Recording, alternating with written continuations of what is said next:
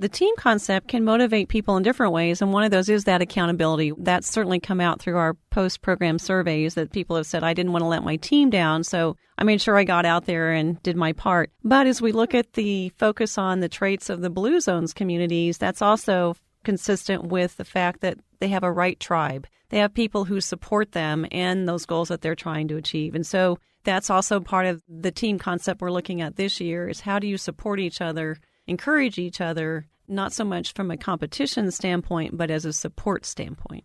Walk Kansas, a K-State research and extension health initiative that encourages people to make healthy lifestyle changes, begins March 15th.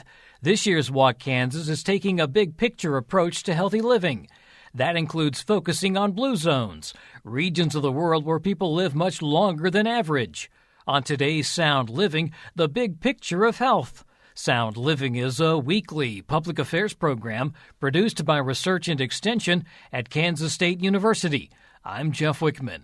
K-State Research and Extension Northeast Area Family and Consumer Sciences Specialist and State Coordinator of Walk Kansas, Sharolyn Jackson, discusses how this 8-week program helps participants make healthy lifestyle changes. Sharolyn, registration is open for Walk Kansas now across the state, and we wanted to just kind of recap what Walk Kansas is, the familiarity with it, and then what's new this year. So let's start off with just the fact that registration is open. That's right. Registration is open online at www.walkkansas.org. You can also, in most cases, pick up a paper registration packet from your local extension office. I think most of them are offering that option too, but we really like to encourage you to do this online. It makes it a little bit easier for you and kind of easier for the offices too. They are picking a captain, and then the captain is kind of the point person for this? Yes, it's a team-based program, so there's teams of 6 people. One of them serves as the captain. And the captain really is to play that role of coordinating, making sure everybody's done, first of all, what they need to get registered, and then to help make sure that the team stays in touch. And they can do all of that online through the online system. But if they work together in a workplace or it's a family unit that's participating, of course, then they have opportunities to support each other face-to-face as well. Their first chore, I guess, is really to decide what challenge they want to take on? That's right. We'll have the 3 challenges once again. So the first challenge, challenge 1, is meeting the minimum requirements for physical activity. Challenge 2 requires a little bit more effort and time. And then, of course, challenge 3 is even a little bit more yet. And do all of those include the 8 wonders of Kansas? All of the trails will have some of the 8 wonders. The basic trail, challenge 1, focuses on all 8. You can also, after you've completed one challenge, then go back and register for another one and then continue. If you're a new team, you're probably going to want to go with challenge 1. It just depends on your physical activity level. If you have not been active at all and don't generally do any kind of walking or you're pretty sedentary, yes, challenge 1 is a good one for your team. If you have been doing some activity, then you might want to go for challenge 2 or challenge 3. In terms of what they learned through Walk Kansas, this is really a program designed to create some lifestyle changes? That's our goal. We do this for 8 weeks, but we certainly don't want any of these things that participants do to just last for 8 weeks. We want those to be ongoing. We do get a fair number of people who come back each year and participate in Walk Kansas and use it as a way to kind of jumpstart some of those habits that we know are good, healthy habits, and we all kind of just don't always focus on those like we should. And so this is sort of springtime is a time when people are renewed and energetic and want to be outside. So it's a good time for Walk Kansas to help them focus in on being not only more active, but also just focusing on healthy lifestyle habits in general. And this is a good time because we're starting to see new fruits and vegetables coming online that are in season, and that's part of the program too. That's right. As we have in the past, we'll ask participants to log the amount of fruits and vegetables they eat. That's optional. It's not required, but it's a really good way to realize what you're actually doing, because most of us think we're probably doing okay in that category until we start to write it down, and then it's like, wow, I probably need to be a little bit more mindful of this. And maybe even the fact that you're not getting as much of a variety as you need to be getting. That's right. So variety and just the amount of fruits and vegetables. Another thing that will be familiar is the 5K for the Fight. That's another thing that will happen this year? That's right. It's the first Saturday of May. and it's here on the K-State campus. And so that event has become part of our program essentially, and all proceeds from it benefit the Johnson Cancer Research Center. There's the run, and then there's also a walk. That's right. There's we call a family fun walk, or just a fun walk. That's a shorter trail, or the 5K route, which you just do it at your pace. And so we really encourage people to just come out and get some activity and not necessarily don't feel like you have to be competitive. And I think a great way to see the campus, too. It is. It's a nice trail, and we've looked out every year and had just beautiful weather, so we're hoping for that again. Let's talk a little bit about some of the things that are new this year. You're looking at kind of a big picture of health. That's right. We know that when people think about a healthy lifestyle, probably the first two things that come to mind are physical activity and healthy eating. But we're going to expand this year beyond those particular aspects of a healthy lifestyle and look at more of a big picture view. And we're taking some of these lessons about healthy lifestyles from people who live in the Blue Zones regions. And these are places across the world where people live not only measurably longer, but healthier lives. And so there's 9 shared traits, so to speak, of people that live in these communities. And we're going to explore those each week during Walk Kansas. So you want to run through some of those? So just a little brief thing. We won't give the whole thing away. Right. And some of the things that are part of these shared traits are that people in the Blue Zones are much better able to handle stress, perhaps, than most of us are. They've learned how to deal with that. They have a true sense of purpose for their life. They have a plant slant to their diet. They eat more plants. They stop eating before they're just really, really full. So we're going to talk about what we call the 80% rule. They move naturally throughout their day. In most cases, they're not going to a gym and working out. They're just moving naturally throughout their day. They do enjoy responsibly a bit of wine, and oftentimes they share that with other friends or people in their community. They also have a sense of belonging, whether that's to a faith-based group or some type of place to belong. And then they surround themselves with people who support their positive behaviors, which is what we call a right tribe. I think when we talk about living longer, as I recall, a lot of these are living to 100 or more. That's right. That's how the Blue Zones were originally noticed, is that they had the highest percentage of centenarians living in those communities. One of the things I think that comes into play here is what is called the Mediterranean-style diet. Is that kind of what we're looking at? Right. We're going to be looking at the Mediterranean eating style. And there's more than one eating style or eating plan that can be healthy, and this is just one of them. But in Walk Kansas this year, we're going to be looking at the Mediterranean eating style. And what that means is it's going to be incorporating more fruits and vegetables, more healthful oils such as olive and canola oil, just healthful fats in general. More variation in protein. People that follow the Mediterranean eating plan probably eat beans and legumes almost every day. And they eat more fish and seafood.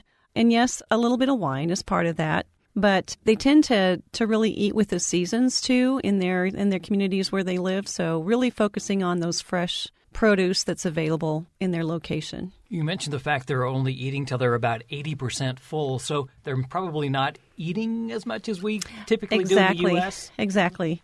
We tend to do a really good job of cleaning our plate, which is not a bad thing by any means, but they tend not to eat to the point where they're uncomfortably overfull. A friend of mine calls this the enjoyment curve. You're enjoying your food, and then there's a point where yeah, you're enjoying it, but then not as much because you're just really full. And they're eating slower, too. They're eating slower. They're enjoying it. They're also sharing meals with their family, with their friends, and in their communities. It's a little different approach to where we often tend to run and grab something and eat it really fast. That's just totally opposite of what the people in these Blue Zones communities are doing. You'll be having then recipes in the newsletters? How are you going to do this? That's right. We have a weekly newsletter that goes out to all participants. And so the newsletter includes, of course, it's going to focus on one of these Blue Zone lifestyle traits, but then also some other Mediterranean-style eating. We'll have a recipe each week. And then through the online system, they'll have access to even more recipes and more resources that go beyond just the newsletter. Extension had a guest speaker a few weeks ago come in and actually give some demonstrations of this. That's right. A lot of the agents were, when we were here on campus earlier in February, a bunch of us were able to go into the kitchens in Justin Hall and do some cooking, and we sampled over 20 different recipes that are part of the Mediterranean eating style. And I guess the good news about this is it's really not complicated. It's not complicated, no. It's really quite simple, and that's often a key. The other thing that I want to mention about the Blue Zones communities is they eat very little, if any, processed foods. They're fixing things fresh, and they are simple recipes. So that's going to be our focus as well. I remember Dr. Dunn talking about the fact that it doesn't matter whether it's fresh, frozen, or canned, as long as you're eating it. That's right. When it comes to eating fruits and vegetables, any of those varieties, any of those forms are healthful. Also, as part of that, when you start eating a little bit healthier, you're going to get the healthy benefits that come with it. That's right. You'll experience a number of health benefits from those simple things of being more active and eating more healthfully. And one of the first I think that people will notice is they have more energy and they sleep better. Those kind of go hand in hand. Those are almost immediate kinds of changes that you can experience when you start to follow a more healthful diet and lifestyle. Of course, long-term can be pretty major impacts to your overall health in terms of lower cholesterol, lower blood pressure, better management of diabetes, or ideally prevention of diabetes and other chronic conditions. Just all kinds of benefits that come from a healthy lifestyle. You're having a chance to really kind of reset, refocus on how you eat and how you exercise. That's right. And there's a lot of research, too, that's showing how good it is for your brain and to keep your brain sharp through your older years as well. I think one of the things that really works with this program is the fact that you have the team, so you have a little bit of accountability, maybe a lot of accountability, depending on your captain. But it's something that you have to kind of be aware of and make yourself get out there and do a little bit of exercise every day. That's right. The team concept can motivate people in different ways, and one of those is that accountability. That's certainly come out through our post-program surveys that people have said, I didn't want to let my team down, so I made sure I got out there and did my part. But as we look at the focus on the traits of the Blue Zones communities, that's also consistent with the fact that they have a right tribe. They have people who support them and those goals that they're trying to achieve. And so that's also part of the team concept we're looking at this year is how do you support each other, encourage each other, not so much from a competition standpoint, but as a support standpoint. Yeah, just really being encouraging. So that may be something you want to keep in mind as you're putting your team together. Make sure that you've got kind of, I guess, like-minded people. That's right, people that are going to support you.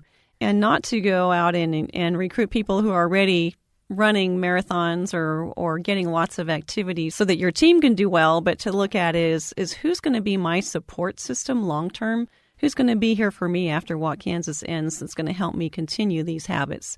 Oftentimes, that's why teams form at workplaces, because they are together on a daily basis, and they can be real supportive to one another, or family units, or neighbors, or friends that already have some kind of connection. And I also want to say that with Walk Kansas, you don't have to live in Kansas. We have people who participate from all across the country, all across the world, actually, and we can do that because we connect through technology. This is a long-running program, and I imagine that there's been people who've started the program in Kansas and are now doing it in some other state. That's right. And again, other countries. It reaches into many other places besides just Kansas.